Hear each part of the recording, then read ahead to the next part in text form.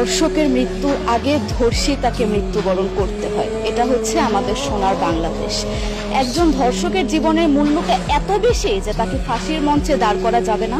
আমরা বাংলাদেশে কয়জন ধর্ষকের নাম জানি যাকে কঠোর থেকে কঠোরতম শাস্তি দেওয়া হয়েছে, যাকে ফাঁসির মঞ্চে দাঁড় করা হয়েছে? আমরা কি আদৌ কেউ জানি? জানি না।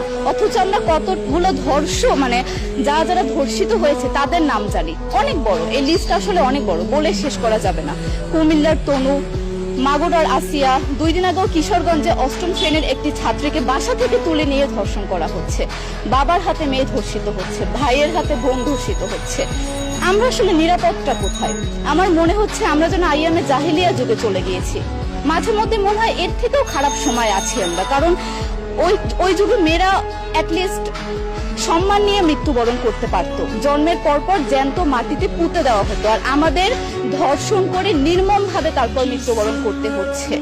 যদি সরকার আমাদের ওই নিরাপত্তা নাই দিতে পারে, তাহলে সরকারের কাছে আমাদের অনুরোধ, আমাদের জ্যান্ত মাটিতে পুঁতে দেখ। আমরা বেঁচে থাকতে চাই না, আমরা সম্মান নিয়ে মৃত্যুবরণ করতে চাই।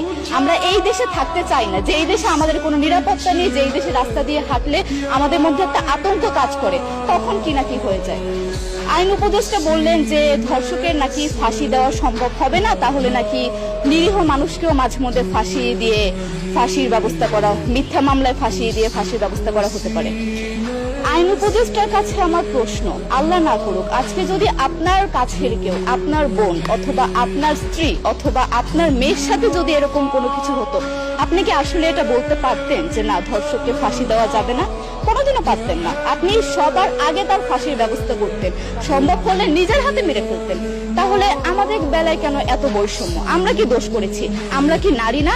আমরাও তো কারো বোন, আমরাও তো কোনো বাবার সন্তান, আমাদেরও তো বেঁচে থাকার অধিকার আছে, তাই না? কিছু হলে মেয়েদের পোশাকের দোষ দেওয়া হয়। আমার কাছে প্রশ্ন, একটা 8 বছরের শিশুর মধ্যে এরকম কি থাকতে পারে যেটা একটা পুরুষকে অ্যাট্রাক্ট করবে, যেটা একটা পুরুষকে সিরিয়াস করবে? সেরকম হলে আসলে ধর্ষণ করা হতো সবসময় প্রাপ্তবয়স্ক মহিলাকে। কিন্তু আমরা আসলে পরিসংখ্যান গবেষণা করলে দেখতে পারি যে ধর্ষক সবচেয়ে বেশি করা হচ্ছে শিশুদেরকে, কিশোরীদের সবচেয়ে বেশি ধর্ষণ করা হচ্ছে। দৃষ্টিভঙ্গি পরিবর্তন করুন, চিন্তা ভাবনা পরিবর্তন করুন, ধর্ষকদের আইনের আওতায় আনুন।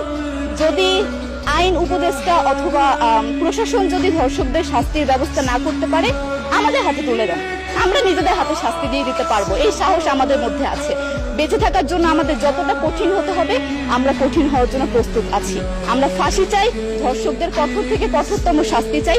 যতদিন না পর্যন্ত ফাঁসি দেওয়া হবে, যতদিন না পর্যন্ত ধর্ষকদের শাস্তির ব্যবস্থা করা হবে, আমরা আমাদের আন্দোলন অব্যাহত